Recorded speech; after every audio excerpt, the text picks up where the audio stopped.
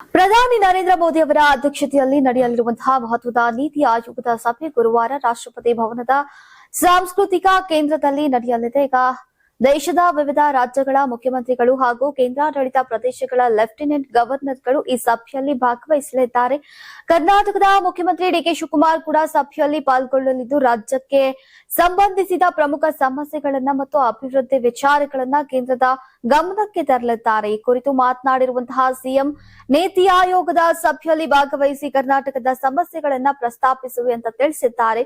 ಇದೀಗ ಕೇರಳದ ವಿಡಿ ಸತೀಶನ್, ತೆಲಂಗಾಣದ ರೇವಂತ್ ರೆಡ್ಡಿ, ಆಂಧ್ರಪ್ರದೇಶದ ಎನ್ ಚಂದ್ರಬಾಬು ನಾಯ್ಡು, ತಮಿಳುನಾಡಿನ ಸಿ ಜೋಸೆಫ್ ವಿಜಯ್ ಸೇರಿದಂತೆ ಹಲವು ರಾಜ್ಯಗಳ ಮುಖ್ಯಮಂತ್ರಿಗಳು ಈಗಾಗಲೇ ದೆಹಲಿಯನ್ನ ತಲುಪಿದ್ದಾರೆ. ಈಗ ನೀತಿ ಆಯೋಗದ ಪ್ರಕಾರ ದೇಶಾದ್ಯಂತ ಉತ್ತಮ ಉದ್ಯಮಶೀಲತೆಯನ್ನ ಉತ್ತೇಜಿಸುವುದು ಮತ್ತು ಯುವಕರ ಕೌಶಲ್ಯಾಭಿವೃದ್ಧಿ ಮತ್ತು ಹೂಡಿಕೆ ಆಕರ್ಷಣೆ ಹಾಗೂ ಸುಸ್ಥಿರ ಉದ್ಯೋಗಾವಕಾಶಗಳ ಸೃಷ್ಟಿಗೆ ಈಗ ಸಂಬಂಧಿಸಿದಂತಹ ಪ್ರಮುಖ ವಿಷಯಗಳ ಕುರಿತು ಸಭೆಯಲ್ಲಿ ಚರ್ಚೆ ನಡೆಯಲಿದೆ.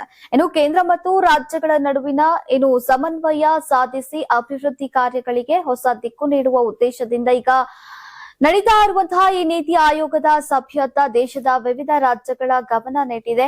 ಸಭೆಯಲ್ಲಿ ಕೈಗೊಳ್ಳುವಂತಹ ನಿರ್ಧಾರಗಳು ಮುಂದಿನ ಅಭಿವೃದ್ಧಿ ಕಾರ್ಯತಂತ್ರಕ್ಕೆ ಮಹತ್ವದ ಮಾರ್ಗದರ್ಶನ ನೀಡುವಂತಹ ನಿರೀಕ್ಷೆ ಇದೆ.